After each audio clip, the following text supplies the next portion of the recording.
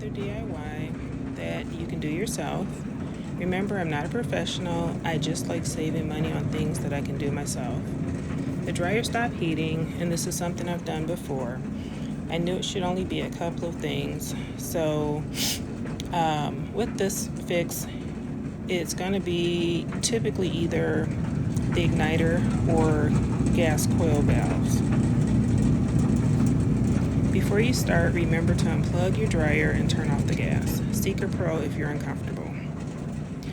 I was able to get the parts off Amazon. They range anywhere from about $15 to $35 on average, depending on your model. And I would say that you'll find a lot of different selection, but overall, you should be able to find something just looking at the front of your device for your model number. Very easy as far as the tools you'll need. I ended up using a wrench, a socket wrench, screwdriver, flathead.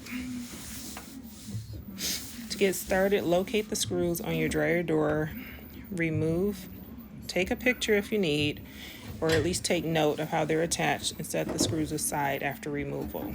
I suggest that you lay the parts on a towel or put them in a box, put them somewhere just to avoid them rolling and getting lost, as they can easily roll under your appliance, and that's something I encountered. So just keep that in mind.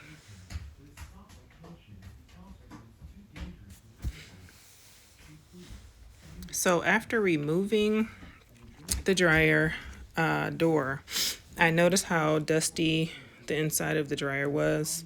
So I decided to go ahead and give this a good cleaning. Now, I had done a repair like this before, not on this dryer. It was actually the previous dryer that we owned. So once everything is all cleaned out, just you're going to take a look, locate those parts so you know what area you'll be accessing to do the repairs. Also here, I just basically used a basic vacuum, and I also had called a lint lizard, but it was just a dryer tool that's normally used to clean out the vent, but I ended up using it to get back into some of the harder to reach areas.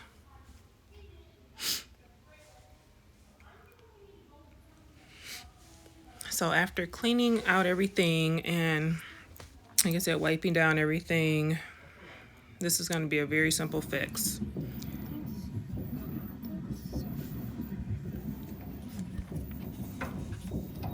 As you see here, all I'm starting in this particular case with the gas valves, and all you're going to do is remove the screws, and there's just that small plate. You lift that off, and then you're going to remove the plugs from each one.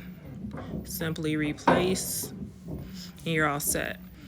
Now, do note, as you'll see me here, there are two small knobs on the tops of each of the coils. Something that is helpful, take note when removing them,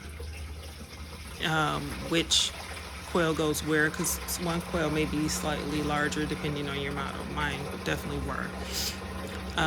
The plug was a little bit hard. It was simply easy for me to just tug a little bit to remove. Also, you'll notice if you misplace the coils on the improper sides, the cover will not fit properly, and it is likely they will not sit on the poles properly either. If they're sitting properly, you'll see that everything lines up, and then you simply insert the screws, all set.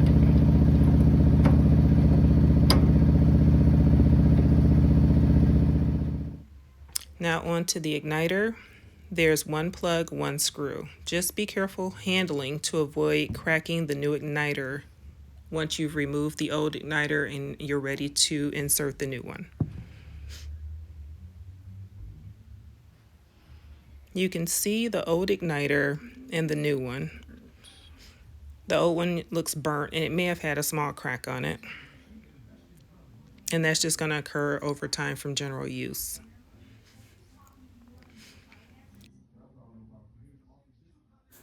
You can see how easily it is and how quick it is to replace both parts, whether you need to do one or both.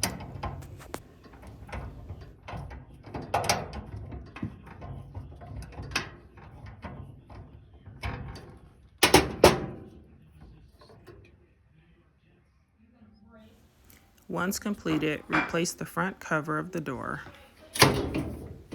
And just be sure once you're finished assembling the door, plug your appliance back in and make sure your gas is turned on.